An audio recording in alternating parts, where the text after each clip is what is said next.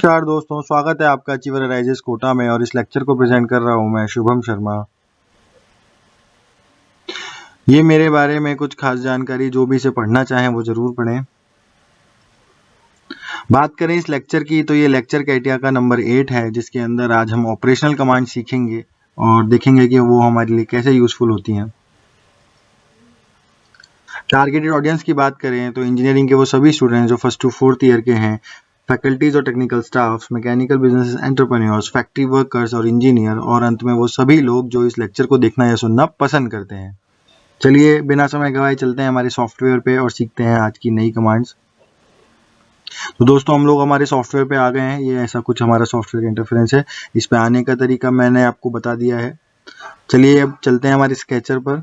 Sketcher पर चलने के लिए हमको एक नाम देना पड़ेगा हमारे स्केचर का, फाइल का। तो मैंने सैंपल नाम दे दिया है और अब हम करेंगे ओके। ओके करने के बाद हमें 3 प्लेन दिख रहे हैं। हम तीनों प्लेनों में से किसी एक प्लेन को सेलेक्ट करेंगे और हम स्केचर में घुस गए हैं। तो आज हमारा जो कमांड सेंटर होगा वो होगा ये ऑपरेशनल कीज जो आप देख रहे हैं। इन ऑपरेशनल कीज की हेल्प से हम हमारे जो कमांड्स, हमारे जो प्रोजेक्ट हैं उनको देखेंगे कि कैसे इसको बनाया जाता है। तो सबसे पहले कमांड आती है हमारे पास कॉर्नर कमांड। इसको आप लोग फिलेट के नाम से भी जानते हैं। कॉर्नर कमांड के लिए आपको 2 परपेंडिकुलर लाइन चाहिए। मेरी 2 परपेंडिकुलर लाइन मैं यहाँ पे ड्रॉ कर रहा हूँ। ये मेरी 2 परपेंडिकुलर लाइन है। अब इन दोनों लाइनों को अगर मुझे आर्क से जोड़ना है तो मेरे को ऑपरेशन कमांड के कॉर्नर कमांड की जरूरत पड़ती है। तो कॉर्नरिंग करने के लिए मैंने इस कॉर्नर कमांड को सेलेक्ट करा। फर्स्ट कमांड सेलेक्टेड थी, सेकंड कमांड को सेलेक्ट करा, इन दोनों के बीच में कॉर्नर डिसाइड हो गया। अब ये कॉर्नर डिसाइड करने के साथ साथ आप इसको किसी भी एंगल पे, रेडियस पे दे सकते हैं सपोज। और अगर आपको नहीं मालूम कि कितना रेडियस देना है, कितना रेडियस हुआ है, तो आप बाद में जाकर के इसको आप मैनुअली भी टाइप करके दे सकते हैं। तो अब अगर आप देखेंगे तो इन दोनों लाइनों के बीच में, ये दोनों लाइन है बेसिकली एक 10 mm के रेडियस से जुड़ चुकी हैं। ये लाइन 1 है हमारी, ये लाइन 2 है हमारी, और ये दोनों 10 mm के एक आर्क से जुड़ी हुई हैं। तो बेसिकली कॉर्नर कमांड हमारी काम करती है जब हम 2 लाइनों को एक आर्क से जोड़ते हैं और आर्क के बीच का एंगल 90 डिग्री। अब बात करते हैं आगे की कमांड की। तो हमारी नेक्स्ट कमांड है चैम्फर कमांड। चैम्फर का मतलब होता है हम किसी भी 2 परपेंडिकुलर लाइंस को हम अगर एक स्ट्रेट लाइन से जोड़ सकें तो वो हमारी चैम्फर कमांड कहलाती है। देखिए जैसे मेरी ये 2 लाइनें हैं। अब जरूरी नहीं है कि ये मैचिंग भी हो, आपस में इंटरसेक्ट भी हो, तो इसलिए मैं कमांड का यूज करूंगा। अब चैम्फर कमांड के लिए हम लोग चैम्फर कमांड सेलेक्ट करेंगे, लाइन 1 को सेलेक्ट करेंगे, उसके बाद फिर लाइन 2 को सेलेक्ट करेंगे, और ये दोनों लाइनें एक थर्ड लाइन से जुड़ गई हैं जो कि इन दोनों के बीच में परपेंडिकुलर है। अब इस लाइन की डायमेंशन आप दे सकते हैं, 10 मैंने दे दी है, तो ये दोनों लाइनें 10 mm की लाइन से जुड़ चुकी हैं। तो इनका एंगल भी देख लेते हैं, हमें एंगल भी मालूम पड़ जाएगा कि एंगल कितना है इनका। तो एंगल देखने के लिए ये लाइन पे क्लिक किया, कंस्ट्रेंट कमांड का यूज किया और सेकंड लाइन पे क्लिक किया। तो बेसिकली ये 135 डिग्री यहाँ से शो कर रही हैं। तो इसका मतलब हो गया 45 डिग्री का एंगल हमारा ये कमांड्स बना रही हैं। तो अगर 2 लाइनों को आपको 45 डिग्री की एक सिंगल लाइन से जोड़ना है तो आप चैम्फर कमांड का यूज कर सकते हैं। आगे की बात करें तो आगे हमारी कमांड है ट्रिम कमांड। इस ट्रिम कमांड को हम बेसिकली ट्रिम करने के लिए यूज करते हैं। ये मैंने इसको ट्रिम किया, और भी आप इसको एक्सटेंड कमांड की तरह भी यूज कर सकते हैं और ट्रिम कमांड की तरह से भी यूज कर सकते हैं। अगर आपको इसको बड़ा करना है तो आप बड़ा कर सकते हैं, इसको छोटा करना है तो आप छोटा भी कर सकते हैं। तो ये छोटी हो जाएगी ट्रिम कमांड की हेल्प से। आगे नेक्स्ट कमांड देखें तो हमारी ब्रेक कमांड है। ब्रेक कमांड अगर किसी लाइन को मुझे अगर ब्रेक करना है, तो जैसे सपोज कीजिए ये लाइन है मेरे पास, हॉरिजॉन्टल लाइन, मेरे को इसको इस पॉइंट से किसी एक पॉइंट से इसको तोड़ना है, तो मुझे एक ब्रेक कमांड का यूज करना पड़ेगा। ब्रेक कमांड का यूज करने के लिए मेरे को ये स्पेसिफाई करना पड़ेगा कि ब्रेक मुझे कहाँ से करना है। तो इस ब्रेक को करने के लिए मुझे एक पॉइंट सेलेक्ट करना पड़ेगा, और मैं चाहूंगा कि मेरी ये जो लाइन है यहाँ से ब्रेक हो जाए। तो अब मुझे बस इस कमांड का यूज करना है, मुझे सेकंड लाइन सेलेक्ट करनी है और वो पॉइंट बताना है जहाँ से मुझे इसे ब्रेक करना है। तो अब उसके बाद आप ये देखें, ये दो अलग अलग पॉइंट्स आ गए हैं, यानी कि मेरी कमांड जो है वो ब्रेक हो चुकी है। इस तरीके से हम ब्रेक कमांड का यूज करते हैं। नेक्स्ट कमांड है हमारी इरेज कमांड। तो इरेज कमांड का यूज करने के लिए हमको रबर सेलेक्ट करना पड़ेगा। ये बेसिकली क्विक ट्रिम है। आपने इस पे जैसे ही क्लिक करेंगे तो ये स्टार्टिंग पॉइंट से फाइनल जो कटिंग पॉइंट है, इंटरसेक्टिंग पॉइंट है, वहां तक इस किसी भी लाइन को ट्रिम कर देगी। जैसे ये देखिए, हमने ये पॉइंट सेलेक्ट कर रखा था ब्रेक करने के लिए, तो ब्रेक स्टार्टिंग पॉइंट और ब्रेकिंग पॉइंट तक इसने सारी लाइन को ट्रिम कर दिया है। नेक्स्ट कमांड है हमारी close arc command. Close arc command basically अगर सपोज कीजिए आपके पास कोई आर्क है, अब इस आर्क को कनेक्ट करने के लिए, ये मेरी आर्क है, अब मुझे इसको कंप्लीट करना है, इस आर्क को मुझे पूरा करना है, मतलब ये हाफ मेरे पास किसी ड्राइंग के अकॉर्डिंग ये कमांड है और इसको मुझे पूरा करना है, तो मुझे इस कमांड में क्लोज आर्क पे क्लिक करना पड़ेगा और फिर इस आर्क पर क्लिक करना पड़ेगा। आर्क पे क्लिक करते ही ये सर्कल पूरा कंप्लीट हो जाएगा। देखिए सर्कल पूरा कंप्लीट हो गया है। नेक्स्ट कमांड है हमारी कॉम्प्लीमेंट कमांड। कॉम्प्लीमेंट कमांड का बेसिकली मतलब है जहाँ पे आपको कभी कभार ड्राइंग में ऐसे टाइम आएगा जब आपको चाहिए प्रोडक्ट वो आप नहीं बना सकते, लेकिन उसका क्लोज कंपोनेंट या उसका कॉम्प्लीमेंट्री आप बना सकते हैं। तो ऐसी कमांड्स के लिए हम ये ऑपरेशन कमांड की क्लोज का कॉम्प्लीमेंट कमांड यूज करते हैं। जैसे मैं इसको एग्जाम्पल से समझाता हूँ। मैंने ये आर्क कमांड सेलेक्ट करी, मेरे पास इतनी आर्क है, लेकिन अब मैं चाहता हूं कि ये जो मेरी आर्क दिख रही है ये आर्क ना हो मेरी असली ड्राइंग में, और इसके अलावा जो सर्कल में बची कुची जो आर्क है वो आए। तो इसके लिए मैं कॉम्प्लीमेंट कमांड का यूज करूंगा। कॉम्प्लीमेंट्री कमांड के लिए मुझे उस पर क्लिक करना है और फिर ये जो जिसका मुझे कॉम्प्लीमेंट्री निकालना है उस पर क्लिक कर देना है, सिंपल। तो ये मेरी बची कुची जो आर्क थी वो आ गई और ये जो आर्क थी वो डिलीट हो गई। तो इस तरीके से हम लोग इसको यूज करते हैं। अब बात करते हैं मिरर कमांड की। मिरर कमांड के अंदर हम बेसिकली अगर किसी ऑब्जेक्ट को एक एक्सिस के अबाउट उसकी मिरर इमेज बनानी है उसके लिए यूज करते हैं। सपोज मेरे पास ये एक्सिस है जिसके अबाउट ये सी शेप है। अब इस सी शेप की मेरे को मिरर चाहिए, तो मैं मिरर कमांड पे क्लिक करूंगा और आर्क पे क्लिक कर दूंगा। तो ये मिरर कमांड रेफरेंस लाइन पे क्लिक करते ही ये एक मेरा ऑब्जेक्ट तैयार हो गया है जिसे आप देख सकते हैं। अब सपोज कीजिए मुझे इसकी भी कॉम्प्लीमेंट्री बनानी है मगर दूसरी साइड बनानी है, मुझे ये कमांड नहीं चाहिए, मुझे इसका कॉम्प्लीमेंट्री कमांड चाहिए। तो मैं जाऊंगा सिमेट्री कमांड पर। सिमेट्री कमांड पर क्लिक करते ही मैं जब सिमेट्री कमांड चूज करूंगा तो मुझे जो ऑब्जेक्ट जिसकी मुझे सिमेट्री बनानी है उस पर क्लिक करूंगा और एक रेफरेंस लाइन दूंगा कि वो ऑब्जेक्ट रेफरेंस लाइन के अबाउट बने। जिस रेफरेंस लाइन के अबाउट वो प्रोजेक्ट बनेगा उस पर मैं क्लिक कर दूंगा और ये मेरी कॉम्प्लीमेंट्री कमांड। बेसिकली जैसे आर्क में हम लोग कॉम्प्लीमेंट्री निकालते थे लेकिन वो सेम सेंटर के अबाउट होती थी, ये किसी लाइन के अबाउट है। तो फर्क आपको समझ में आ गया होगा। चलिए आगे बढ़ते हैं और यूज करते हैं हमारी ट्रांसलेशन कमांड।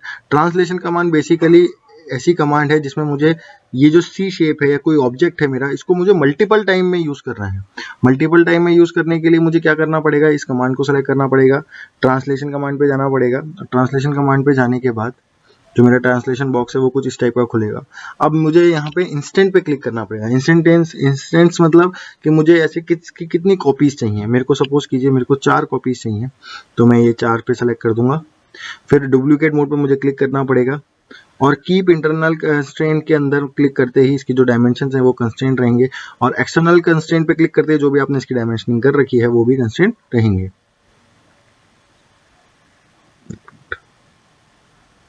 जी, उसके बाद आपको एक स्टार्टिंग पॉइंट सेलेक्ट करना पड़ेगा उस कमांड का कि वो कहाँ से उसको हिलाना है। तो मैंने स्टार्टिंग पॉइंट यहाँ से सेलेक्ट किया है और उसके बाद आप ये कॉपीज कमांड से आप ये देख सकते हैं कि मेरे पास ये सी शेप की सारी कमांड यूज हो गई हैं।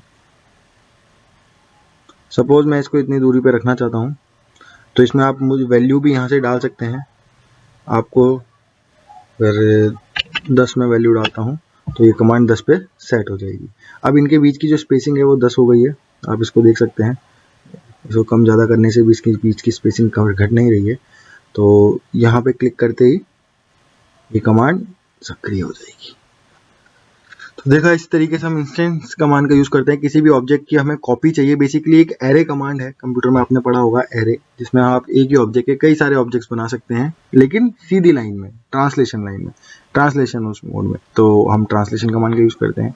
इसी के साथ काम आती है हमारी rotational command, rotate command. Rotate command basically इसका यूज हम करते हैं जैसे कि हमें कोई सर्कुलर पैटर्न में अगर हमें कुछ चाहिए, जैसे कि मैं आपको एग्जांपल दिखाता हूँ।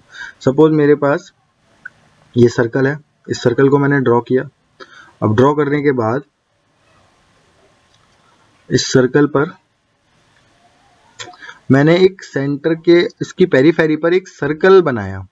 ये देखिए, मैं इसकी पेरीफेरी पर एक सर्कल बनाता हूँ और अब ये सर्कल मुझे इसकी पेरीफेरी पे चाहिए और ऐसे 5 सर्कल चाहिए। तो ऐसे 5 सर्कल बनाने के लिए मैं कमांड का यूज लूंगा, इसलिए इसके पहले मुझे इस कमांड को सेलेक्ट करना पड़ेगा। जिसकी भी ऑब्जेक्ट की मुझे कॉपी बनानी है उसको सेलेक्ट करना पड़ेगा। Just a minute.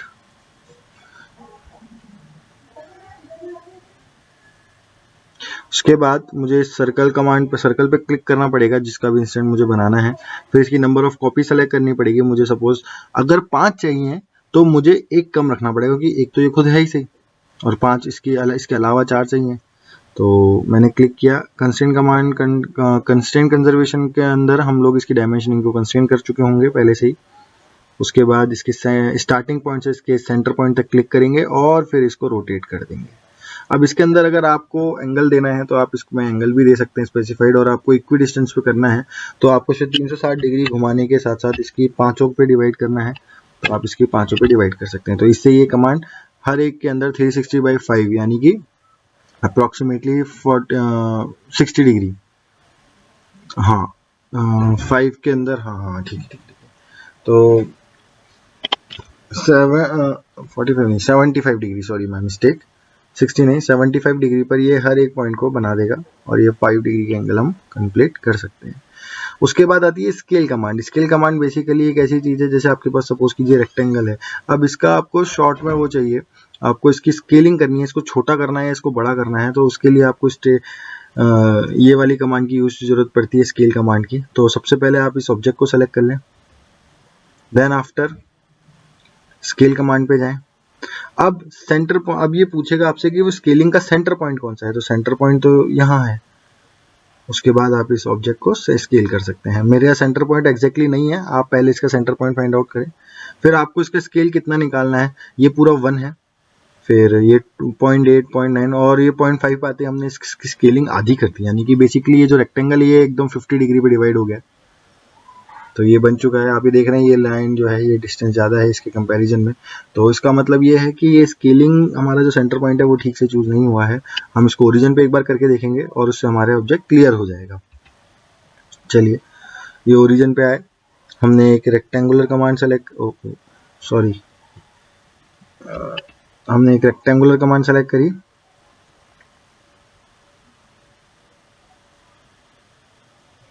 अब हमें इसकी स्केलिंग करनी है। स्केलिंग के लिए सेंटर पॉइंट सेलेक्ट करना है और फिर ये बन गया। अब ये देखिए, अब इसके अंदर डायमेंशनिंग एग्जैक्टली है। अगर मैं इसको हाइड करूं,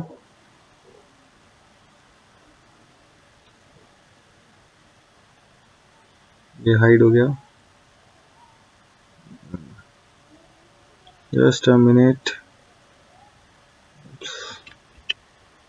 ये हाँ ये सर्कल हाइड हो गया है हमारा। अब ये देखिए इनके बीच में इक्वी डिस्टेंस है, जितनी मोटी ये है उतनी मोटी एक्सिस, इन दोनों के जो मिरर इमेज हैं, मिरर लाइंस हैं, वो एक दूसरे के अपोजिट में हैं।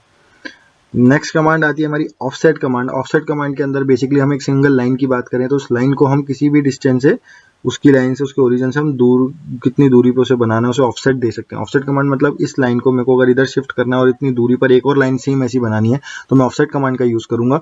ऑफसेट कमांड का यूज करने के लिए मुझे ऑफसेट कमांड पे क्लिक करना पड़ेगा।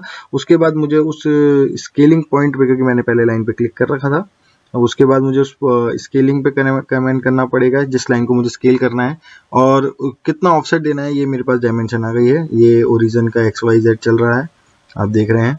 मुझे इसको इतना दूर करना है, तो ये आप बाद में इसकी डिस्टेंसिंग भी कर सकते हैं। इसलिए मैंने इसको 35 दे दिया। अब ये ऑफसेट हो गई है। ऐसे ही एक और बार ऑफसेट का कमांड का यूज करके मैं इसको वापस से ऑफसेट कर सकता हूँ और जितनी मर्जी चाहे उतना कमांड दे सकता हूँ। ये ऑफसेट है। ये ऑफसेट शब्द आपको CNC मशीनिंग में भी बहुत यूज करने को मिलेगा। जब आप कहीं जॉब करेंगे CNC की कंपनी में तो वहां पर इसको यूज करने को मिलेगा। अब बात करते हैं इस कमांड की। तो ये जो कमांड है हमारे पास प्रोजेक्शन 3D एलिमेंट की, तो ये हम जब 3D ऑब्जेक्ट यूज करेंगे तो वहां पर इसका यूज आएगा कि जब हमारा कोई ऑब्जेक्ट है वो पीछे छुप रहा है तो उसका यूज करेंगे, उसको देखने के लिए यूज करेंगे, हाईलाइटिंग कमांड के लिए। तो ये हम आगे यूज करते हैं। तो जब तक के लिए थैंक यू वेरी मच। और आज का सेशन यहीं ख़त्म होता है। इसके अलावा उसके रिगार्डिंग अगर कोई प्रॉब्लम आए, किसी क्वेश्चन में क्वेरी हो, तो आप ज़रूर मुझसे कमेंट में पूछें। Thank you very much.